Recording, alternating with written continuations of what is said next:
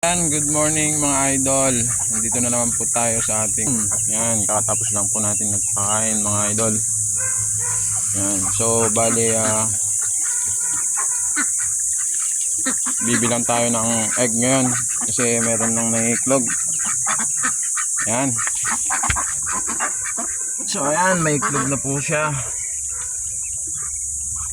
2, 4, 6, 8, 10, 12, 13 mga kaibigan, mga idol. May 13 egg na po tayo. And then may 13 po tayong iklog. So bali ang inahin po niyan is